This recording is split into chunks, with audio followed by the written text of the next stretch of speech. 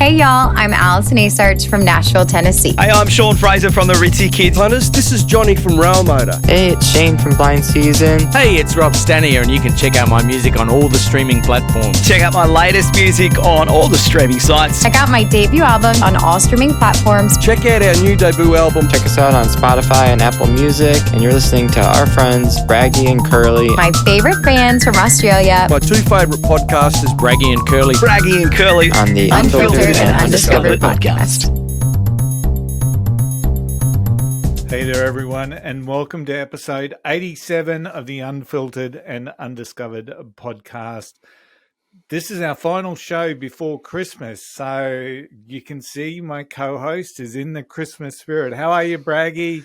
I'm fantastic, Curly. I'm trying to get into the Christmas spirit. Absolutely.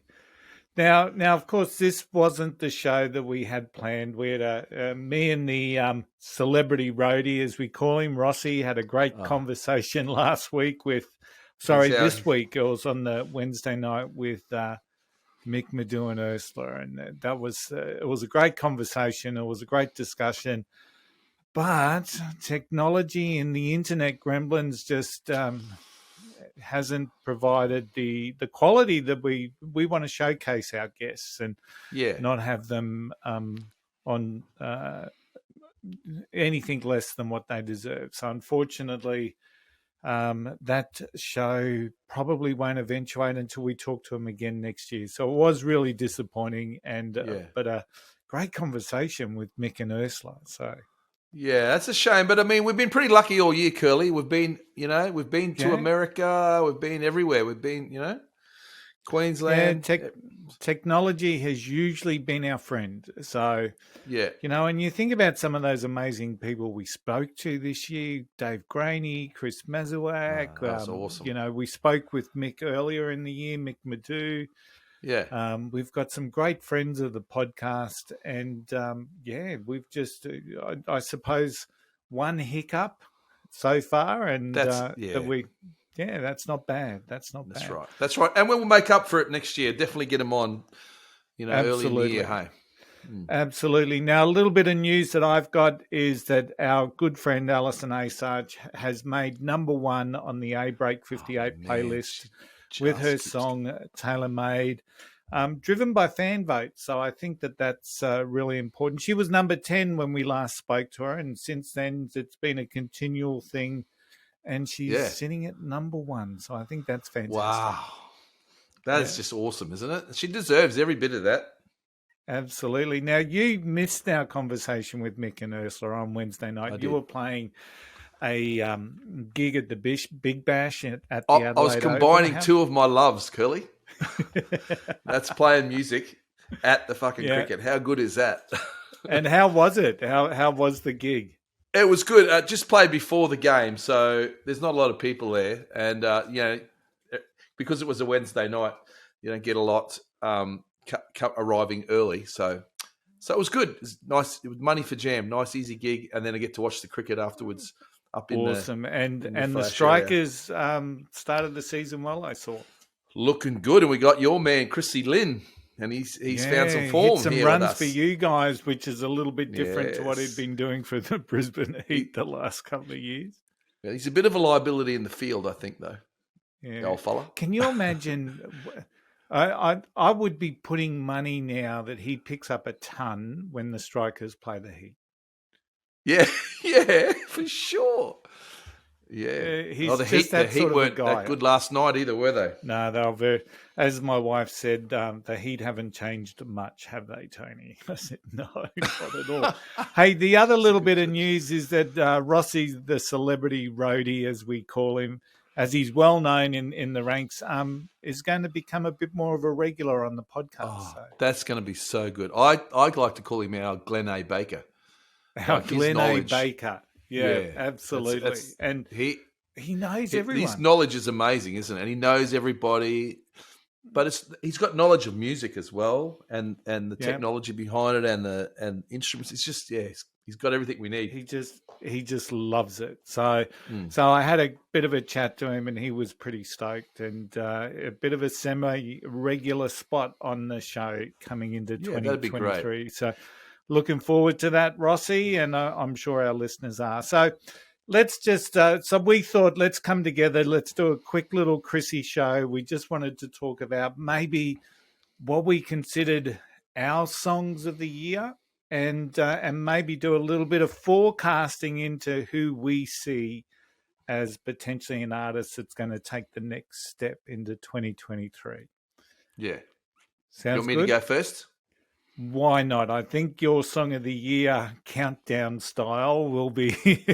I'm interested. Well, no, it's not countdown style. I'm combining the sport because I know we're primarily a music thing, but we always have that little bit of sport at the start because we do. You and I are pretty rare beasts, really. We both like music and sport, which is it's usually one or the other. So just like every bloody muso that's out there, everyone. I mean, you look at even going back to the tailor-made rejects. We suddenly started talking about the Brisbane Broncos there. True. And, just about every muso we've spoken to has got a love for cricket. So we're not that rare, but still. Okay, fair enough. Anyway, so I'm going to do it in a little, like a Brownlow medal style, like 1 vote, 2 votes, 3 votes.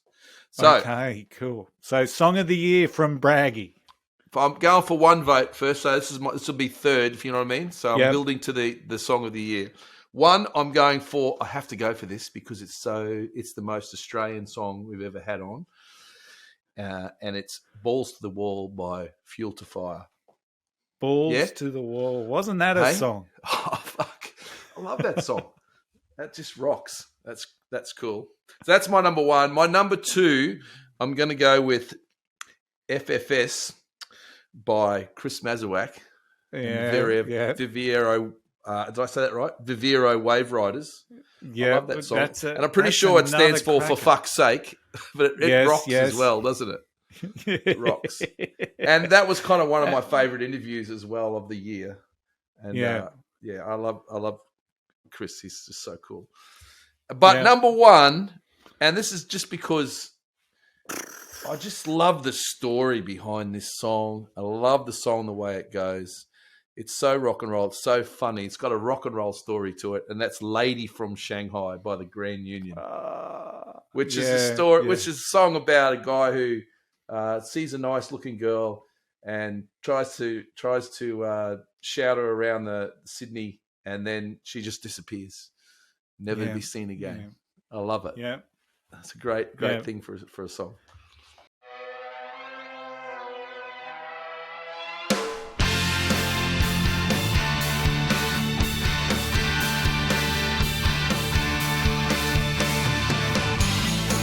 She's your lady from Shanghai. She's your lady from Shanghai. She's your lady from Shanghai. She's your lady from Shanghai. Out on the prowl, you fantasize. You don't really get any bites.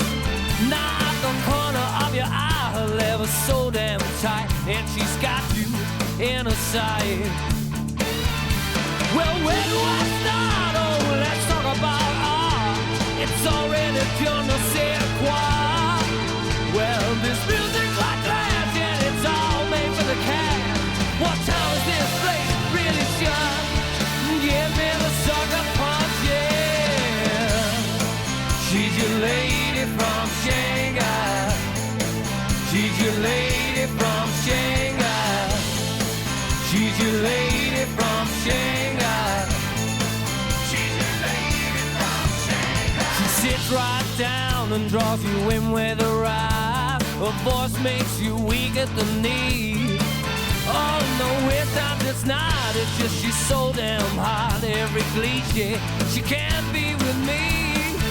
Yeah, you're too damn cool and she played you for a fool. You've just been risked completely dry.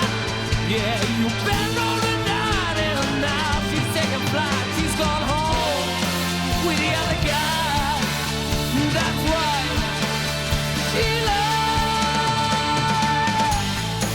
She's your lady from Shanghai. She's your lady from Shanghai. She's your lady from Shanghai.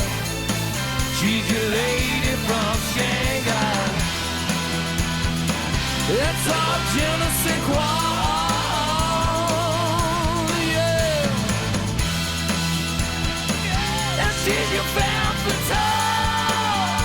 Yeah, yeah, to my loose. Whoa, whoa, whoa, whoa, whoa, whoa. Yeah,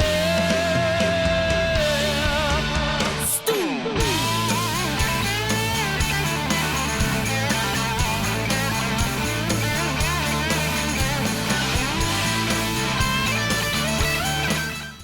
And once again, that the uniqueness of the lyrics of the Grand Union is really what stood out to me when we had that conversation with them. It was really cool. So Yeah.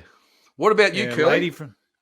Well, my song of the year, and I haven't done the 3, 2, 1 thing, and my song of the year is actually one that we haven't featured as yet, but was going to be featured in the show that we had planned. And the reason why I've gone for this one is because the song I'm naming as my song of the year is a song called I Am at Home. And it's on the Love Is Calling album from Mick Medew and Ursula. And the reason why, like, what amazes me about some of the guys, some of the artists that we've spoken about, is that their constant evolution, right? The constant evolution of their music. And I would know that there's probably some fans of the Tribesmen and even some fans of Mick Medew and the Mesmerizers who don't fully appreciate the Love Is Calling album that Mick and Ursula have put out. But to me, it's the evolution. And one of the things that stood out to me with this particular album is that and I didn't even know it was a thing. There's this thing called country synth, right? And one of the songs on the album is actually called Goth Night at the Synth Country Ball. So it's synth country. So it's like synthesizer country style Goth music. Night at the Synth Country Ball. Country Ball. And it's, my God, seriously, it's one of my favorites on the album. And when we were talking with Mick and Ursula, it's the favorite of many people. But synth country is a niche, and I didn't even know very about niche. it. And the song that I realized, and I didn't realize it. I was listening to the album. I'm thinking, when I'm listening to this, I Am at Home, and it's a lovely little song about feeling really wanted and looking forward to getting home and all that sort of stuff. Yeah, which is what a lot of musos feel when they're out there on the road. For sure. But there's fiddles in it. It's a really, it wouldn't be out of place at Tamworth in January. So I'm sitting here thinking, oh, Mick's exploring his country, so the synth country ball. So my song of the year is a song called I Am at Home, and it's on the Love Is Calling album that Mick Medew and Ursula have put out. So.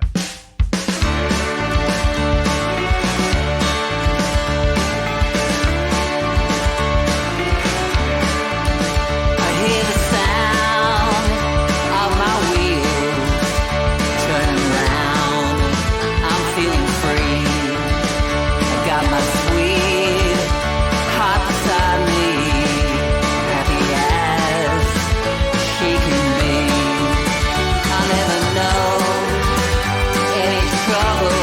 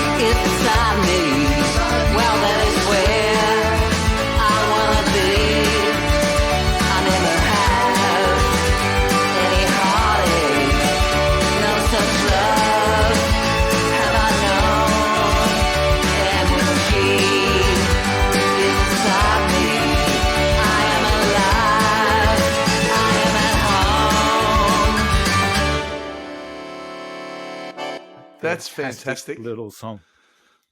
That's great. And it's kind of appropriate, I think, because most of our guests really have been either fairly rocky or country, haven't they? We've had a lot of country sort of artists on our show.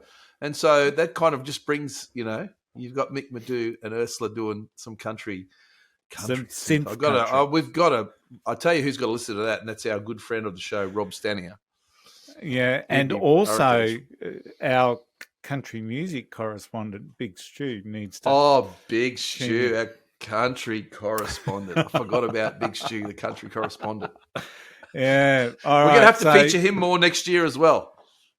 He might become a bit of a semi-regular as well. So absolutely. So I'll go first with the big thing for next year, who I would love to see. Okay. And then we'll...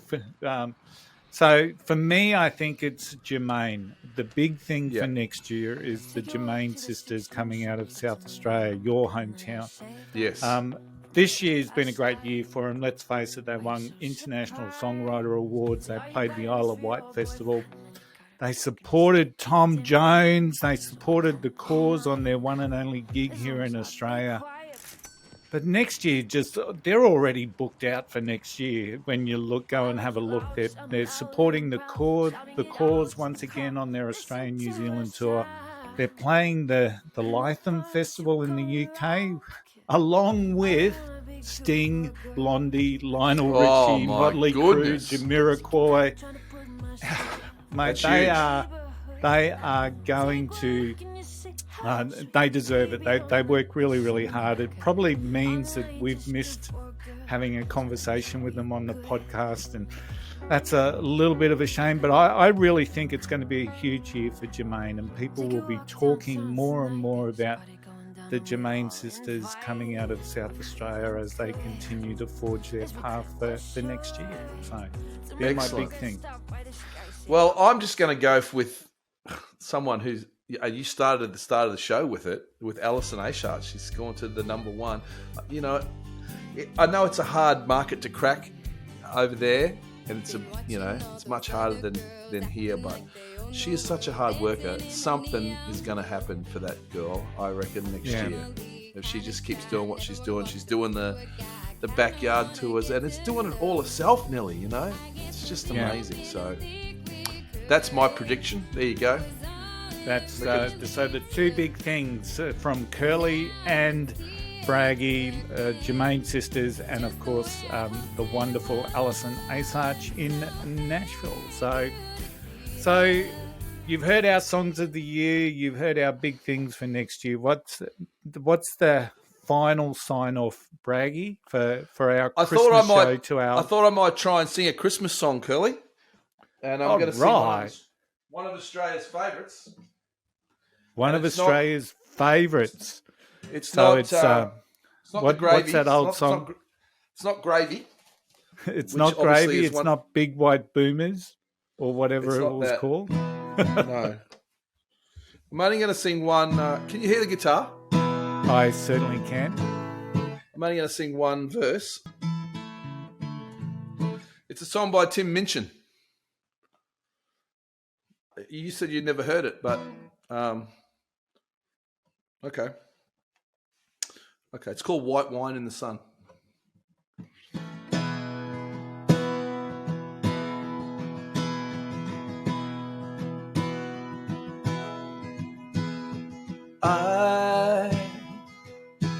I really like Christmas.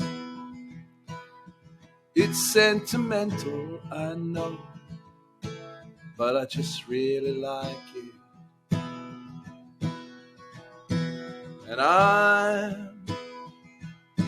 I'm hardly religious.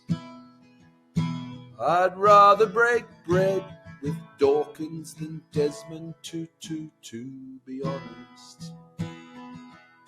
And yes, I have all the usual objections to consumerism and the commercialization of an ancient religion and the westernization of a dead Palestinian press ganged into selling PlayStations and beer. But I still really like it. And I'm looking forward to Christmas, though I'm not expecting a visit from Jesus. I'll be seeing my dad, my brothers and sisters, my gran and my mum. We'll be drinking white wine in the sun. I'll be seeing my dad, my brothers and sisters, my gran and my mum. We'll be drinking white wine in the sun.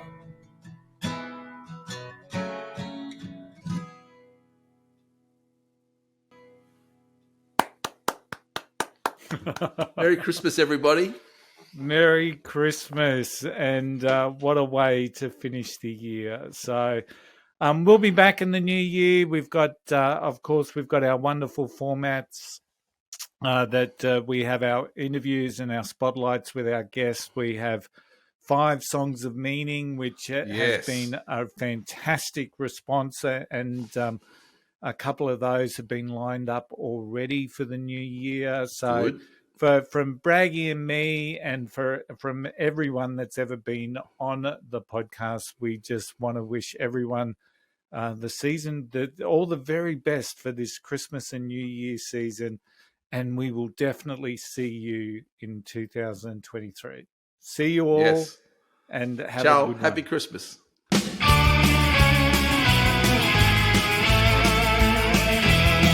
are diamonds in South Africa and gold in Mandalay, but there's music on the boardwalk, surfing Waimea Bay. But there's nothing quite so precious that could fill a grown man's heart than to watch the children dancing. When I hand those presents out, don't blame him and save him. It's Christmas time again. He's so sorry he's boring with the cheerful fellow man. I wish that I could find the time to fall down and complain. Don't blame him and save him. It's Christmas time again. I'm a sucker for the turkey and those crummy little pies, and I love to watch the children with the magic in their eyes. And I love my girlfriend dearly, though I bug her half to tears. Lord, I even love my mother. She's been bugging me for years. Don't blame him and save him. It's Christmas time again. He's so sorry he's boring with the cheerful fellow man. I wish that I could find the time to fall down and complain. Don't blame him and save him. It's Christmas time again.